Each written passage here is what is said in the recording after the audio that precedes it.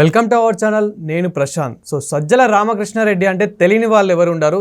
తనకి సమస్యలు చెప్పుకుందామని వెళ్తే అసలు పట్టించుకోవడం లేదు అని చెప్పేసి కూడా ప్రజలు చాలామంది అయితే మాట్లాడుతూ ఉన్నారు. అదేవిధంగా జగన్ గారు కూడా దీని గురించి అయితే స్పందించడం జరిగింది. ఒక భేటీ కూడా ఏర్పాటు చేయడం అయితే జరిగింది. అసలు ఏం మాట్లాడారు, ఏం జరుగుతుంది, దీని గురించి పూర్తిగా మాట్లాడేందుకైతే ప్రస్తుతం మనతో పాటు సీనియర్ అనలిస్ట్ అంకమ్మరావు గారు అయితే ఉన్నారు మనతో పాటు. నమస్తే అండి. నమస్తే సార్. అసలు ఏం జరుగుతుంది, అసలు ఈ జగన్ గారు ఎలా స్పందిస్తున్నారు, సజ్జల రామకృష్ణారెడ్డి గారి అసలు మ్యాటర్ ఏంటి, అసలు ఈ జనాలు కూడా అసలు తనకి ఏం చెప్పాలనుకుంటున్నారు ఏంటి? అంటే జగన్మోహన్ రెడ్డి ముఖ్యమంత్రిగా అయినప్పటి నుంచి కూడా పార్టీ వ్యవహారాలు, ప్రభుత్వ వ్యవహారాలన్నీ కూడా సజ్జల రామకృష్ణారెడ్డి గారే చూశాడు. ప్రభుత్వ సలహాదారుడిగా అతను ఉంటూ అన్ని కార్యక్రమాలు, అన్ని శాఖల పర్యవేక్షణ ఆయన చేశాడు. మామూలుగా కొన్ని రోజులు విజయసాయిరెడ్డి పార్టీ ప్రధాన కార్యదర్శిగా ఉండటం కూడా జరిగింది. ఆ తర్వాత బాధ్యతలన్నీ ఇతనే చూసుకుంటా ఉన్నాడు. కొన్ని రోజులు పోయిన తర్వాత జగన్మోహన్ రెడ్డి గారిని ఎవరన్నా కలవాలని వచ్చినా, ఏదన్నా చెప్పాలొచ్చినా ముందు ఈయనతోటి మాట్లాడి ఈయనే చెప్పి 99% ఈయనే సమాధానం చెప్పి పంపించేవాడు. జగన్మోహన్ రెడ్డి గారికి కలిసే అవకాశం ఇతను ఇచ్చేవాడు కాదు. ఆ సందర్భంగా సజ్జల రామకృష్ణారెడ్డి తోటి చాలామంది కూడా వాళ్ళ గోడు వెళ్ళబోసుకున్నా కూడా సమస్యలు పరిష్కారం అయ్యేవి కాదు.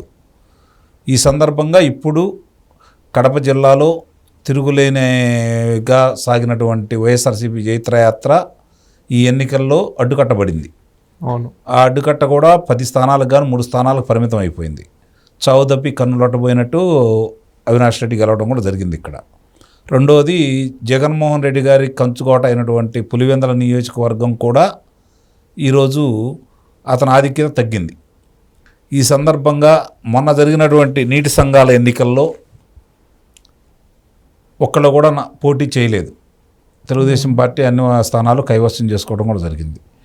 దీన్ని జీర్ణించుకోలేని జగన్మోహన్ రెడ్డి గారు ఇప్పుడు కడప మేయర్ దానికి కూడా ఎసురు వచ్చిన సందర్భంగా అసలు ఏం జరుగుతుంది ఏంటనేది నాయకులతోటి, కార్యకర్తలతోటి సమావేశమైన సందర్భంగా అందరూ వ్యక్తం చేసిన అభిప్రాయం సజ్జల రామకృష్ణారెడ్డి గారి వల్ల ఇది జరిగిందని చెప్పని వాళ్ళు వ్యక్తం చేశారు.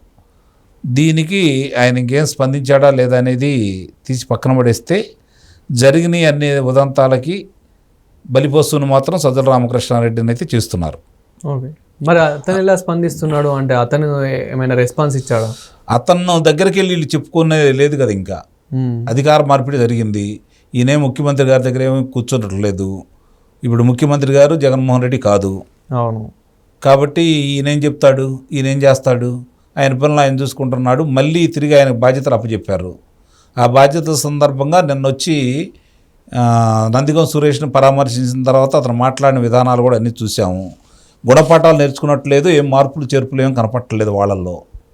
కాబట్టి అదే అహంకారపూరిత ధోరణి, ఇంకా వాళ్ళే అధికారంలో ఉన్నట్టు, 2-3 సంవత్సరాల్లో అధికారంలో రాబోతున్నట్టు, ఇంతకుముందు అసలు మేమేమి చేయనట్టు, అంతా శుద్ధపూసలమే అయినట్టు, న్యాయబద్ధంగానూ చట్టబద్ధంగానూ ధర్మ పరిపాలన చేశామని, మాయతోటి మర్మాలతోటి అబద్ధాలతోటి ఈ ప్రభుత్వం అధికారంలోకి వచ్చిందని, అధికారంలో వచ్చిన కాడి నుంచి నాయకులను వేధిస్తున్నారని, ఆ వేధించేది కూడా చాలా అన్యాయంగా, అక్రమంగా, దుర్మార్గంగా చేస్తున్నారని, గతంలో వీళ్ళు ఎప్పుడు చేయనివి వాళ్ళు చేస్తున్నారని, వాళ్ళు చేసేవి రేపు పొద్దున మమ్మల్ని కూడా చేయించే విధంగా మీరు ప్రోద్బలం చేస్తున్నారు, కావాలనే అక్రమ కేసులు పెడుతున్నారు, అన్యాయంగా చేస్తున్నారు అంటే గతంలో వాడు చేసినవి అన్నీ చెబుతున్నాడు. ఇక్కడ గమనించుకోవాల్సింది ఏంటంటే వీళ్ళు ఇంకా చేయట్లా అవన్నీ. ఈ కూటమి ప్రభుత్వం ఇంకా అట్లా చేయట్లా.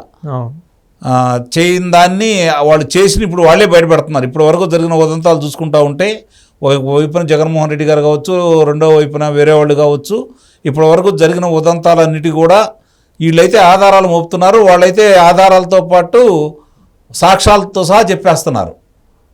వాళ్ళే ఇరుక్కుంటున్నారు, వాళ్ళ నాయకులను వాళ్ళే ఇరుకుని పెడతా ఉన్నారు.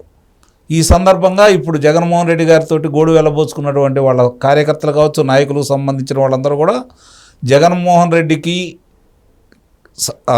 నాయకులకి కార్యకర్తలకి మధ్య అడ్డుగా ఇప్పుడు దాకా ఉండి ఆయన తప్పుదోవ పట్టించింది సజ్జల రామకృష్ణారెడ్డి అని, అతని మీద చర్యలు తీసుకోమని అందరూ చెప్తా ఉన్నారు. కానీ వాళ్ళు చర్యలు తీసుకునే దిశగా అయితే లేరు. అధినాయకత్వం అంటే జగన్మోహన్ రెడ్డి. ఓకే, అతనికి ఇప్పటికి కూడా మంచి పదవి ఇచ్చారు. అతని మాటలే సాగుతూ ఉన్నాయి. ఇప్పుడు చాలామంది అనుకోవడం ఏంటంటే సజ్జల రామకృష్ణారెడ్డి చేశాడు అనుకుంటున్నారు, కానీ పైనుంచి వచ్చిన ఆదేశాలను మాత్రమే సజ్జల రామకృష్ణారెడ్డి అమలు చేశాడు. అంతే తప్ప సొంత నిర్ణయాలు ఏవి కాదు ఇందుట్లో. సొంత నిర్ణయాలు వేరే వాళ్ళు తీసుకుంటే దాన్ని ఆమోదించేంత మనిషి కాదు జగన్మోహన్ రెడ్డి. ఇది గమనించుకోవాల్సిన అంశం. ఎవరన్నా ఒక మామూలుగా ఎవరన్నా వచ్చి సలహా ఇవ్వాలన్నా ఇది కాదు ఇది అని చెప్పా ధైర్యం కూడా ఆయన దగ్గర చెప్పే ధైర్యం కూడా ఎవరికి లేదు. అలాంటి అవకాశం కూడా ఎప్పుడు అతను ఇవ్వలేదు. సరే, ఇప్పుడు ఓడిపోయారు, నిన్న మరి ఘోరాతి ఘోరంగా ఓటమి సభ చూశారు.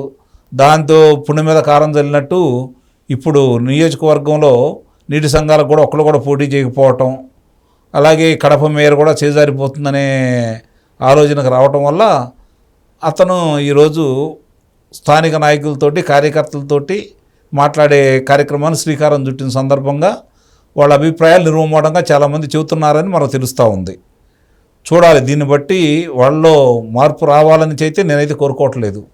ఎందుకంటే మార్పు వచ్చి వాళ్ళల్లో ఏదన్నా రేపు పొద్దున ప్రజలకి మంచివాళ్ళుగా కనపడితే పొరపాటున ప్రజలు ఏదన్నా నమ్మితే ఇప్పటికీ ఒక తరమే నష్టపోయింది.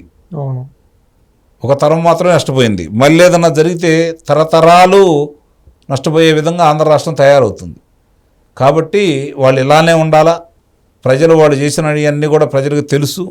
ఈ ప్రభుత్వం కూడా బయటపెట్టి దాన్ని ఆధారాలు కూడా ఉన్నాయి కాబట్టి, సాక్ష్యాధారాలు కళ్ళ ముందు కనపడుతున్నాయి కాబట్టి, ఎవరైతే అన్యాయం చేశారో వాళ్ళందరూ కదలాడుతూనే ఉన్నారు కాబట్టి వాళ్ళందరినీ కూడా అదుపులో తీసుకొని కారాగారవాసం శిక్ష విధించేసి అందరికీ అంటే బాధితులకు న్యాయం చేకూర్చి వాడు దాచిన ధనాన్ని వెలికి తీసుకొచ్చేసి ప్రభుత్వ ఖజానాకి ఎంతో కొంత జమ చేయించగలిగితే ఈ ప్రభుత్వ పెద్దలు కూడా చిరస్థాయిగా నిలిచిపోతారని అయితే నేను భావిస్తున్నాను.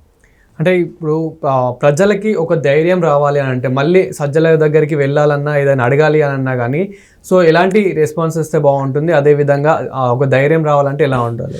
ధైర్యం లేదు, పాడు లేదు. ఇక్కడ వాళ్ళు దాని గురించి ఆలోచించట్లేదు. వాళ్ళ గోడు వెలబోసుకుంటున్నారు. అధినాయకుడు మారి గతంలో లాగా మళ్ళీ పాదయాత్ర చేస్తానంటున్నాడు కాబట్టి ప్రజల దగ్గరకు వస్తే వాళ్ళ అభిప్రాయాలు ఎట్లనే చెప్తారు. ఆ చెప్పిన 77 ముందు శంఖమల్లే ఉంటాయే తప్ప వాళ్ళు దాన్ని పరిగణలో తీసుకునే వాళ్ళైతే చాలామంది కొన్ని సలహాలు ఇచ్చినప్పుడే పాటించలేదు అధికారంలో ఉండగా. అధికారం పోయిన తర్వాత వాళ్ళు పాటిస్తే ఎంత, పాటించకపోతే ఎంత. ఈ ప్రభుత్వం సజావుగా చేసుకుంటా వెళ్ళిపోయి వాళ్ళ ప్రభుత్వంలో జరిగినటువంటి అవకతవకలని బయటికి తీసుకొచ్చేసి దానికి బాధ్యులైన వాళ్ళందరికీ శిక్షలు వేయించగలిగితే ప్రజలకు ఇంకా బాగా అర్థమైపోతూ ఉంది. ఎవరు చెప్పాల్సిన అవసరమే లేదు. వీళ్ళు మార్పులు చేసుకున్నా చేర్పులు చేసుకున్నా ఇలా నమ్మే పరిస్థితి అయితే ఉండదు. ఆల్రెడీ మనం చూస్తున్నాం ఇప్పుడున్న ప్రభుత్వంలో పవన్ కళ్యాణ్ గారు కానివ్వండి, అంటే ఇప్పుడున్న ప్రభుత్వంలో చాలామందిని ఎవరైతే వైసీపీ నేతలు ఉన్నారో అదేవిధంగా గతంలో చేసిన ఎవరైతే అన్యాయాలు కానీ అక్రమాలను కానీ సో వాళ్ళని అయితే చాలామందిని లాగుతూ ఉన్నారు. సో ఇప్పుడు వీళ్ళలో కూడా ఇంకా చాలామంది లాగితే ఏమవుతుంది, ఈ పడవ కూడా మునిగిపోయింది. లాగాల్సిన పనేం లేదు. వాడు లాగినందువల్ల అక్కడ చేసిన అన్యాయాలు ఇక్కడికి వచ్చేసరికి న్యాయాలు కావు కదా. వాడు చేసిన దుర్మార్గాలన్నీ ఇక్కడేమి మంచి పనులు అయితే కావు కదా. దుర్మార్గాలు చేసిన వాళ్ళు ఎవరు ఎక్కడ ఎట్లా ఉన్నా కూడా వాళ్ళకి శిక్షలు ఎత్తేనే ప్రజలు కూడా శాంతిస్తారు. ప్రజలు అన్నీ గమనిస్తున్నారు. వాళ్ళు తప్పులు చేశారు కాబట్టి వాళ్ళకి శిక్షలు వేశారు. అలాంటి తప్పులు మీరు చేయొద్దని చెప్పి వాళ్ళు కోరుకుంటున్నారు.